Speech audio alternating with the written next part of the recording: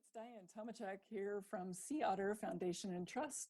We're talking to Ron Eby today from the Elkhorn Slough Foundation and the Elkhorn Slough National Estuarine Research Reserve about sea otters in Elkhorn Slough, and sharing some questions that we had gotten from some followers and some supporters online.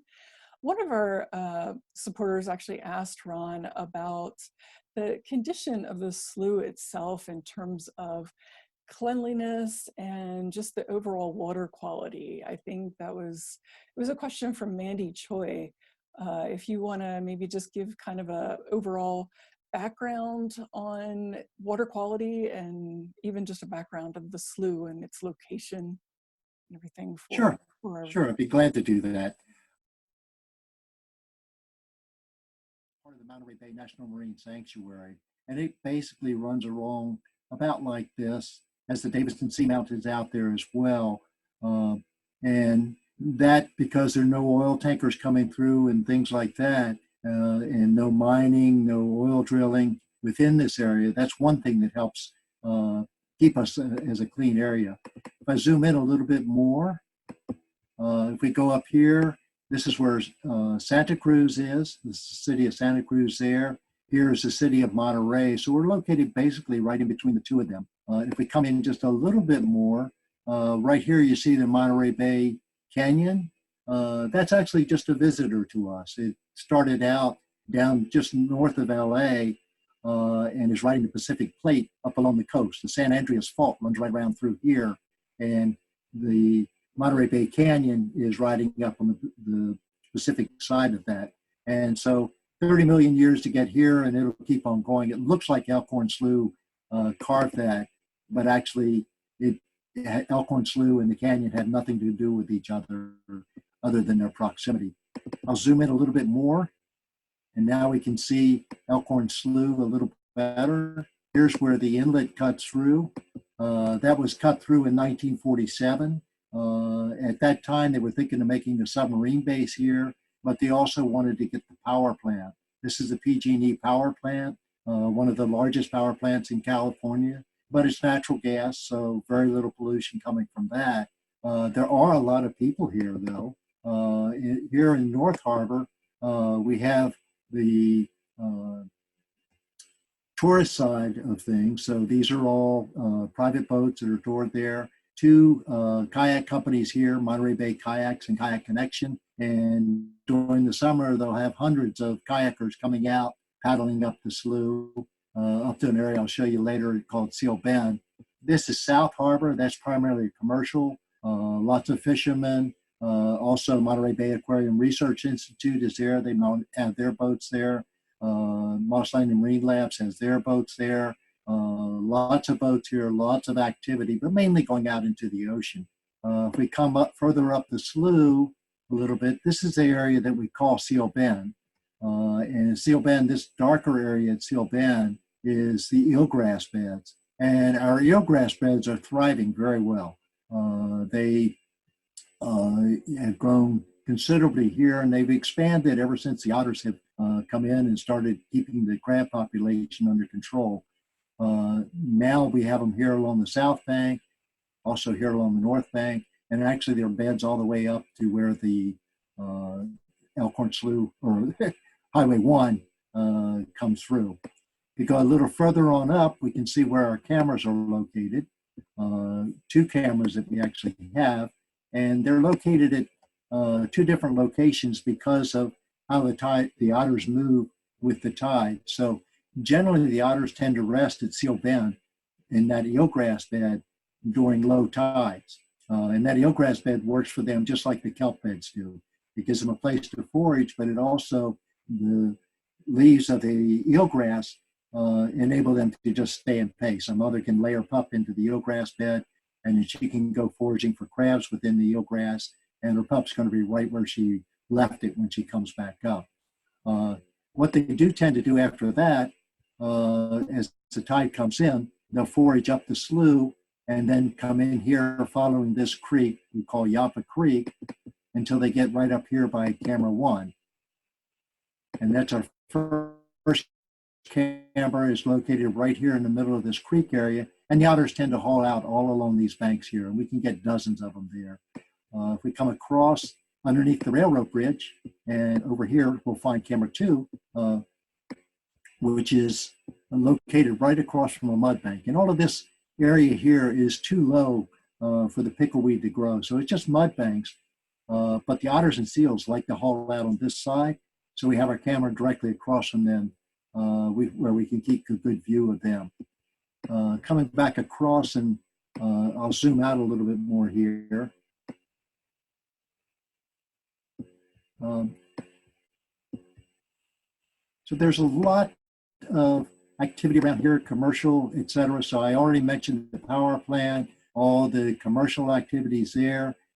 Here's a dairy here, but the dairy has a overflow pond where their water runs to. There's a containment pond, and then they can put it back on these fields where the cattle actually do the grazing. So that does not get into the slough. You can see there's a lot of farmland around here, but the farmers are very good at following guidelines that are actually put out by Elkhorn Slough Reserve and the foundation in terms of how to manage their lands to prevent pollution runoffs. And so this side up here, that's owned by the Packards, the same Packards that run the Monterey Bay Aquarium, and they follow the general guidelines as put out by the Elkhorn Slough Foundation. So the main source of pollution we have coming in is fertilizer, and that's nitrates and phosphates, and they end up coming up the Salinas River. This is the Salinas River coming up through here, and it feeds directly into Elkhorn Slough. And so along with that, and it's not the farmer's fault, there's lots of legacy pesticides that are left in there, but the main pollutant that comes into us are those phosphates and nitrates that are coming out of the off the farmlands. And but they're doing all they can to prevent that and to make corrections for things that had happened in the past. So all in all, to kind of sum it up, I think the water quality is pretty good. That excess fertilizer causes a lot of seaweed and algae to grow within Elkhorn Slough. That's problematic, particularly at night when that seaweed is no longer photosynthesizing like it does during the day. Instead, it's dying and not photosynthesizing. The bacteria is eating it, and that can make the water quality decrease because of low oxygen levels to the point that it becomes anoxic or not enough oxygen. But that doesn't really affect the otters. It does affect their prey some, but most of the prey items that we have here in the slough are adapted to that type of environment. And I guess the last thing I should add relative to water quality here is this is a tidal wetland. And as such that all of this is the pickleweed that you see around here, pickleweed all through here, all along through here. As waters come off the hillsides and water come in with the tide, all of these grasses, the eelgrass beds and the pickleweed tend to filter out those pollutants. So instead of the pollutants coming straight into the slough, they kind of have a filtering system that takes care of them. So I hope that briefly answers your question. Be happy to answer any others that you might have. I also had a question regarding the number of sea otters that are at the slough there from Mandy Choi. And so I don't know if you want to take us through maybe in the heyday time of when the otters, where we had that big raft that was hanging out at the base of the slough, and then maybe currently what you guys estimate to be there today. Sure. This is one way of looking at it. So what you see here are the counts since 2014, and our numbers have been increasing in the slough up until about 2016. And the same thing was happening with the general otter population. The population had been increasing, but it kind of reached the peak in 2016. It's not something that really is too concerning. It's a gradual increase. And in fact, when the USGS does their annual surveys, they average 3 years together in order to come up with what they think is the best estimate for the current population. So 2016 was kind of a peak year. We had nearly 120 otters during that year, and it went down slightly since then. So there's questions, have we reached carrying capacity? We don't know because we've never been at this level before. Obviously, there will be a point where Elkhorn Slough is supporting as many otters as it possibly can. The aquarium up until 2016 was releasing otters in Elkhorn Slough. At that point, we thought because we saw the numbers going down and we saw that the otters were foraging on smaller clams and larger clams rather than the mid-size, which are the easiest to capture and give the most caloric gain for the amount of effort expended getting them.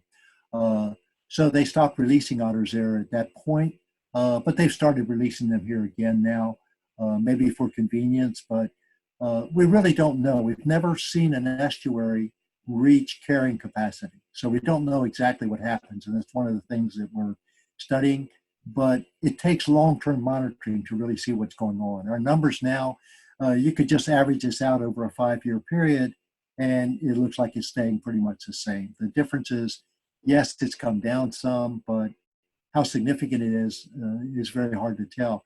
On the other hand, the number of otters that are in the harbor, which is this orange area here, that number has gone down significantly. And that really happened right in September of this year. And we don't know why that happened. There were a lot of things going on, but none of them correlated to that. And we tested the water, we tested for algae and for phytoplanktons, anything that might be pollution-wise or anything like that. Nothing fit. The one thing that we did see, there was a male otter that came in, and I saw several times him chasing other otters out of that area, and including an otter that was up on the beach, and this rogue otter, so to speak, ran up on the beach and chased that one off. So that raft of otters that, back when I first started researching otters here, we often had over 100 there, but that number had been going down. And that doesn't have as much an impact on the slough proper as a lot of people thought, because what we found was 85% of them were foraging out in the ocean anyhow. So their presence here was not an impact directly on the slough. But once that otter came in, they left, and we saw them rafting offshore on the order of about 20 or 30 of them. And then gradually they seemed to disperse. Now there's probably about 10 or 15 offshore. And just that one male is still there in that area. Females come by, so he mates with them. They stay with him for a couple of days, and then they go on, and then another female comes. We're all baffled as to why this happened. We've never seen it happen before. And again, Elkhorn Slough is the only estuarine environment that otters are in. The southern sea otters are in California. So many of these things we see, we have nothing to compare them to. We just document it, and we keep monitoring. Whether the numbers have reached the peak and are coming down, we won't know for another 5 years, maybe even 10 years, and see whether it really levels off at that level, or if the numbers can start increasing again. Is this something happening with the overall otter population? Is it specific to Elkhorn Slough?